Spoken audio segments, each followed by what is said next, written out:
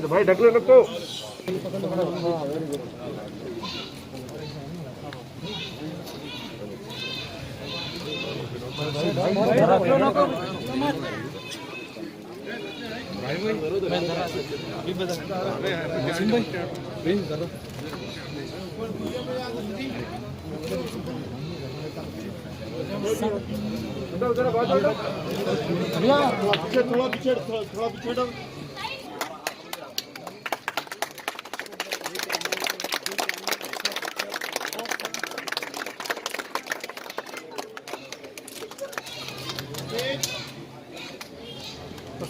چلیے بھائی چلیے.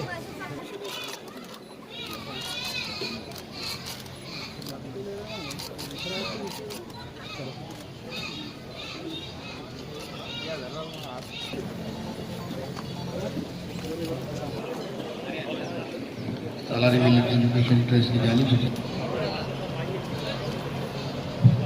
Owaisi school of excellence Najmunnisa education campus کا محترم نقیب ملت علی جناب الحاج بیرسٹر اسد الدین اویسی صاحب صدر کمیشن مجلس اتحاد المسلمین کو رکن رکھا گیا اور محترم حبیب الحاج اکبر الدین اویسی صاحب صدر نشین سالاری ملت ایجوکیشن ٹرسٹ بانی و صدر نشین سالاری ملت ایجوکیشن.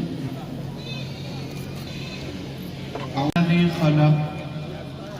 خلق الإنسان من علق اقرأ وربك الأكرم الذي علم بالقلم علم الإنسان ما لم يعلم صدق الله المولان العظيم رسوله النبي الأمين الكريم. محترم جناب دار اور بہنوں، میں اپنی جانب سے جناب اکبر الدین اویسی صاحب کو اور تمام سالار ملت ایجوکیشن ٹرسٹ کے ٹرسٹیز کو، ذمہ داروں کو مبارکباد دیتا ہوں. الحمدللہ اللہ کے فضل و کرم سے آج حافظ بابا نگر میں اویسی اسکول آف ایکسیلنس کی 11ویں شاخ کا سنگ بنیاد آج رکھا گیا ہے. اور میرا ماننا یہ ہے کہ وطن عزیز میں مسلمانوں کو کوئی چیز اگر نیچے کھینچتی ہے اور ہم کو پسماندہ رکھتی ہے اور جس کی بنیاد پر مسلمانوں سے ناانصافی کی جاتی ہے، ہم کو ہمارے حقوق سے محروم کر دیا جاتا ہے، اس کی کئی وجوہات ہیں. ایک سب سے بڑی وجہ یہ ہے کہ مسلمانوں کے پاس ان کی ایک سیاسی آزاد قیادت نہیں ہے، اور دوسری اہم وجہ یہ ہے کہ مسلمان تعلیم سے بہت دور ہیں. اسی لیے آج آپ دیکھتے ہیں کہ خود حکومت ہند کے اعداد و شمار یہ بتاتے ہیں کہ اگر لٹریسی اگر وطن عزیز میں سب سے زیادہ کسی میں ہے تو مسلمانوں میں ہے. قریب 42.87% مسلمان وطن عزیز میں لٹریٹ ہیں. اور اگر خواتین میں اگر آپ دیکھیں گے، تمام ہمارے ہندو بھائیوں میں، جین بھائیوں میں، عیسائی ہیں، سکھ ہیں، ان میں خواتین میں بھی سب سے کم جو نمبر آتا ہے وہ ہمارے خواتین کا آتا ہے. اسی لیے ایک بہت اہم کام ہے ان تعلیمی اداروں کا قیام اور ان میں لانا. یقیناً یہ نہ صرف حلقہ اسمبلی چندرائن گٹا، بلکہ میں سمجھتا ہوں کہ یہ صرف ایک ریاست کو فائدہ نہیں پہنچے گا، بلکہ پورے ملک کو اس طرح کے تعلیمی اداروں سے فائدہ پہنچے گا. کیونکہ اگر وطن عزیز میں 14% کے قریب مسلمانوں کی آبادی ہے، اور اگر اس میں سے 42.87% اگر الٹریٹس ہیں، اور 100 میں سے صرف 3 بچے ہائر ایجوکیشن یا اعلیٰ تعلیم میں گریجویشن حاصل کرتے ہیں، تو آپ خود اندازہ لگائیے کہ ہم کس طرح سے فرقہ پرستی کا مقابلہ کر سکیں گے، کس طرح سے ہم ہندوستان کے آئین کو بچا سکیں گے. اس لیے بہت ضروری ہے کہ ان تعلیمی اداروں کو मजबूत किया जाए। और अकबर उद्दीन अवैसी ने जो एक मिसाल कायम की है, मैं नहीं समझता कि वतन अजीज में पूरे मुल्क में ऐसा कोई एमएलए होगा जिसने अपनी जाति सत्ता से इसलिए कि आप जानते हैं, हकीकत ये है कि हमारे मुल्क की जमहूरियत जब इलेक्शन में इंतखाबात में हिस्सा लेने का मौका आता है, मैं ताज्जुब करता हूँ, ख़ास तौर से हमारे हैदराबाद में, कि मजलिस की मुखालिफत में मुखालिफिन इतनी दौलत खर्चते हैं, ये समझ में नहीं आता कि इलेक्शन के वक्त इतनी दौलत कहाँ से आती है। हाँ, इन्होंने ये एक तामीरी काम किया है और वो इलेक्शन लड़ने के लिए आते हैं तो उनको वोट मांगने का किसी हद तक भी मर्तबा आप देखते हैं कि जनूबी हिंद की सियासत में मजलिस इत्तेहादुल मुस्लिमीन ने एक नया सियासी पैगाम दिया और इसके लिए मैं सलाम करता हूँ और खराज अकीदत पेश करता हूँ मरहूम कायद सालार मिल्लत को, जिन्होंने अवाम के दरमियान में रहकर अवाम में एक शऊर को बेदार किया, एक सियासी क़ियादत को मजबूत किया और मरहूम कायद ने तालीमी इदारों को कायम किया। क्योंकि कहीं पर भी आप देख लीजिए नजर उठाकर, किसी हद तक केरला में आपको नजर आएगा कि वहां पर एक मुस्लिम जमात है और वो तालीम के मैदान में भी काम कर रही है, मगर एक सियासी जमात से वाबस्तगी की बुनियाद पर मैं कहता हूँ अल्लाह कबूल करे, अल्लाह इनको ईमान की दौलत से नवाज दे, अल्लाह इनको आफियत अता फरमाए, अल्लाह इनको और दौलत दे ताकि वो इस तरह के तालीमी इदारे न सिर्फ चंद्रायन गुट्टा की आवाम के लिए बल्कि पूरे हैदराबाद, तेलंगाना, बल्कि इससे बाहर भी हो सके तो अल्लाह ये काम उनसे ले ले। क्योंकि जो चीज़ मुसलमानों को नीचे खींच रही है, जो चीज़ मुसलमानों को हमेशा गरीबी और मुफलिसी का शिकार बना देती है, जो चीज़ मुसलमानों को हमेशा किसी के हाथों में खिलौना बना देती है, तो वो है कि हम इल्म से दूर हैं। इसीलिए याद रखिए कि चाहे आप किसी जगह पर हों, आपको अपनी औलाद को तालीम दिलाना है। अगर किसी चीज़ के लिए जिहाद करने का वक्त अगर है तो जिहाद करो इल्म हासिल करने के लिए। जिस दिन आप इल्म हासिल कर लोगे, आपके बच्चे और ख़ास तौर से अपनी बच्चियों को पढ़ाइए।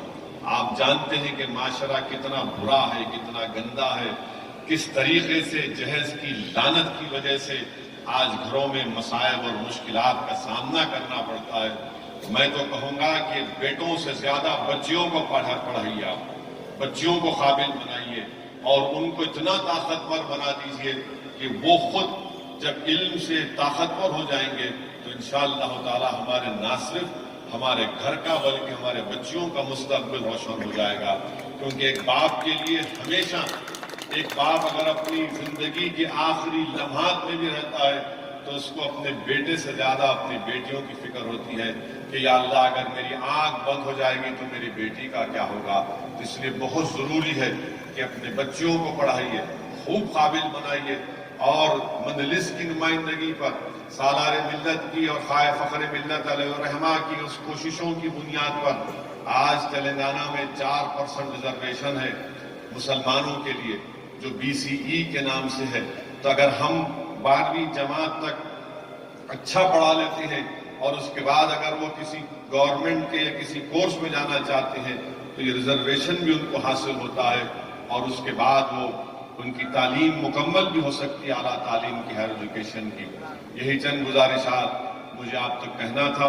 अब इंशाअल्लाह ताला मैं नहीं समझता हूँ कि ज़्यादा मैं बोल सकता हूँ, क्योंकि हमेशा जनाब अकबर उद्दीन ओवैसी की तकरीर के बाद बोलना ज़रा मुश्किल हो जाता है, मगर मैं आपको वादा कर रहा हूँ कि आने वाले दिनों में इंतखाबात होने वाले हैं बल्दिया के। हमारा तो जारी है, बिहार से शुरू हुआ था, अब चलेगा सिलसिला। चंद्रायन गुट्टा में भी जलसे होंगे इंशाअल्लाह ताला। बहुत बोलना है, बहुत बोलना है اور بولیں گے انشاءاللہ. بہت سے لوگ باتیں کرتے ہیں، مگر یاد رکھیے کہ کوئی اگر آپ کو مشکل وقت میں نظر آتا ہے، اگر آپ کو کچھ ہوتا ہے، تو پہلا فون آپ کرتے ہیں کہاں ہے رے مجلس والے. یعنی ان کے جملے میں بھی کیا ہے، کہاں ہے رے مجلس والے. یہ نہیں بولتا انہوں کہاں ہے، انہوں کہاں ہے، کہاں ہے رے مجلس والے. تو یہ ایک محبت کی نشانی ہے، یہ ایک طلب کی نشانی ہے. تو میں سلام کرتا ہوں. الحمدللہ مجلس آپ کے درمیان میں ہے، تھی اور انشاءاللہ ہمیشہ رہے گی. جو لوگ مصیبت کے وقت نظر نہیں آئے، اب ضرور الیکشن کے وقت نظر آئیں گے. آنے دیجیے، یہ عوام طے کرے گی. بہار میں بھی بہت پکارے، بہت بولے، اتنا بولے کہ بی ٹیم ووٹ کاٹتے ہیں، یہ کاٹتے ہیں، فلاں کاٹتے ہیں. اللہ ان کو بتا دیا کہ کیا نتیجہ نکلا. اور دیکھیے وہاں پر بھی ہمارا اخلاص تھا. ہم تو تیار تھے کہ آؤ بات کرو، مگر سب کو یہی تکلیف تھی کہ نہیں، شیروانی سے نہیں بات کریں گے، سب سے بات کریں گے. تو ہم نے کہا کہ بھائی آپ نہیں بات کریں گے، ہم کو کوئی اعتراض نہیں ہے. الحمدللہ اللہ نے وہاں پر بھی عزت سے نواز دیا. اب مجھے یقین ہے کہ جو سیاسی سفر کا آغاز فخر ملت اور ان کے ساتھیوں نے کیا تھا، اور جس کو وسعت اور طاقت سالار ملت نے دی، انشاءاللہ تعالی ہم اسی سفر پر گامزن ہیں. ان کی زندگی ہمارے لیے ایک مشعل راہ ہے. ان کی زندگی اور مرحوم قائد کے ساتھ جو جتنے مرحوم قائدین ہیں جو آج اس دنیا میں نہیں ہیں، اللہ ان کی بھی مغفرت فرمائے. اور ان کی قربانیوں کا نتیجہ ہے کہ آج مجلس اتحاد المسلمین یہ کام کر رہی ہے. آپ ان تعلیمی اداروں میں اس کی مدد کریے اور مجلس اتحاد المسلمین کو مضبوطی آپ نے ہمیشہ عطا کی، اتحاد کو اور مضبوط کریے. السلام علیکم ورحمۃ اللہ وبرکاتہ. میرے لیے میری زندگی کا سب سے بڑا کام اگر کچھ ہوتا ہے نا تو وہ یہ اسکولز ہوتے ہیں. لوگ بولتے ہیں مجھے اکبر صاحب آپ اسکولوں میں پھرتے ہیں. ہاں میں پھرتا ہوں. آج تک نہیں بولا، آج کہتا ہوں. جب بہت درد ہوتا ہے پیٹ میں، طبیعت بہت خراب رہتی ہے اور درد سے کھانا نہیں کھا سکتا، بھوکا رہتا ہوں، پیاسا رہتا ہوں، اور کسی وجہ سے دل میں درد ہوتا ہے، کرب میں رہتا ہوں، تکلیف میں رہتا ہوں، تو اللہ اس کے رسول کی قسم ان اسکولوں کا رخ کرتا ہوں. اور جب معصوم غریب بچوں کے چہروں پہ وہ مسکراہٹ دیکھتا ہوں تو میرا سارا غم چلا جاتا ہے، ساری تکلیف چلی جاتی ہے، سارا کرب چلا جاتا ہے. یہ خوشی مجھے ملتی ہے. میری زندگی کی سب سے بڑی خوشی ہے تو وہ ان معصوم بچوں کی تعلیم کا انتظام. یہ نیک شخص عالم دین، میں نے ان سے ایک مرتبہ کہا کہ انوار صاحب میری زندگی کی خواہش ہے، میرے بچوں کے ساتھ جو ہوا میں اپنے اسکول میں پڑھنے والے بچوں کے ساتھ وہ چیز نہیں ہونے دینا چاہتا ہوں. تو انہوں نے مجھ سے پوچھا کہ اکبر صاحب کیا ہے؟ میں نے کہا میں دنیاوی تعلیم کے لیے میرے بچوں کو اچھی تعلیم دے رہا ہوں، لیکن گھر پر مولوی صاحب آتے ہیں، قرآن پڑھاتے ہیں، مذہبی معلومات دیتے ہیں، لیکن میرے بچے جب امتحان رہتا ہے بولتے ہیں کہ امتحانات ہیں، 10 دن کے بعد مولوی صاحب آئیے. اور تعلیم دین کی منقطع ہو جاتی ہے تھوڑے دن کے لیے، پھر بعد میں قرآن تو کیسے بھی پڑھ لے رہے ہیں، لیکن اسلام کیا ہے وہ نہیں معلوم، اسلام کی تعلیم کیا ہے وہ نہیں معلوم، تاریخ اسلام کیا ہے وہ نہیں معلوم، احادیث کیا ہے وہ مکمل نہیں معلوم. تو انوار صاحب نے کہا تو آپ کیا چاہتے ہیں؟ میں نے کہا کہ میں آپ سے درخواست کرتا ہوں کہ آپ ایسا نصاب، ایسا سلیبس بنائیں کہ اویسی اسکول آف ایکسیلنس میں پڑھنے والے بچے کو دنیا کی تعلیم کے ساتھ دینی تعلیم بھی مل جائے. ایسا نصاب بنایا. ہم چائلڈ سائیکالوجسٹ کو ہم نے مقرر کیا. بچوں کے جو برین ڈیولپمنٹ ہوتا ہے، ذہن جو بنتا ہے، اس کے ایکسپرٹس کو ہم نے مقرر کیا. انہوں نے کہا کہ اتنا بوجھ یہ عمر کے بچے پہ ڈالا جا سکتا ہے, اتنا بوجھ. تو ہم نے نصاب بنایا, ایسا نصاب بنایا, ساری دعائیں یاد ہو جاتی ہیں, قرآن ختم ہو جاتی ہے, ترجمہ قرآن کا بھی ختم ہو جاتا ہے, بخاری شریف کی احادیثیں ختم ہو جاتی ہیں, تاریخ اسلام پوری پڑھا دی جاتی ہے, سیرت النبی مکمل ہو جاتی ہے, اور اس کے ساتھ ساتھ سائنس, جدید ٹیکنالوجی اور اسلام کی تعلیم بھی ہو جاتی ہے. جب ایک بچہ ہمارے پاس نرسری میں داخلہ لیتا ہے, 10ویں پاس کرتا ہے, تو قرآن بھی ختم ہو گئی, قرآن کا ترجمہ بھی ختم ہو گیا, سیرت النبی بھی ختم ہو گئی, تاریخ اسلام بھی ختم ہو گئی, بخاری شریف کی احادیثیں بھی ختم ہو گئی, دعائیں بھی یاد ہو گئی, سب کچھ ہو جاتا ہے. اور پھر جب یہ نصاب بنایا تو مسلک کے جھگڑوں کو بھی ہم نے دیکھا. انوار صاحب خود اہل حدیث کے مرکز میں جا کے دستخط کروا کے لائے. انوار صاحب اہل سنت کے مرکز پہ بھی جا کر دستخط کرائے. تبلیغیوں کے پاس بھی, بریلوی بھی گئے, دیوبند بھی گئے, وہاں سے بھی دستخط کروا کے لائے کہ اس میں عقائد کا کوئی جھگڑا نہیں ہے, صرف کلمہ, نماز, روزہ, زکات, حج, اسی پر زیادہ توجہ.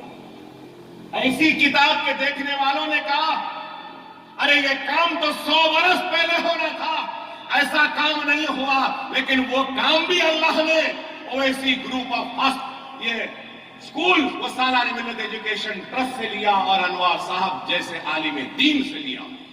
میں ممنون و مشکور ہوں. قریب 25 لاکھ روپیہ صرف ہوا, 3 سے 4 سال لگے وہ سلیبس کو بنانے میں. تو آپ غور کرو کہ آپ کو صرف بچے کو لا کر اسکول میں چھوڑنا ہے, لیکن آج افسوس کے ساتھ کہتا ہوں کہ داخلہ ہم دے دیتے ہیں, داخلہ تو لے لیتے ہیں, لیکن اس کے بعد تھوڑے تھوڑے دن میں بچے کم ہونا شروع ہو جاتے ہیں. ارے کیا ماں باپ اپنے بچوں کو ہمارے اسکول کی گیٹ تک لا کر نہیں چھوڑ سکتے؟ ارے ہم قرآن پڑھا رہے ہیں, ہم احادیث پڑھا رہے ہیں, دعائیں پڑھا رہے ہیں, دنیاوی تعلیم دے رہے ہیں, حامل بنا رہے ہیں دنیاوی دوڑ میں. سب اسکول سے ہاں پورے لاک ڈاؤن میں امداد میں نے تقسیم کی.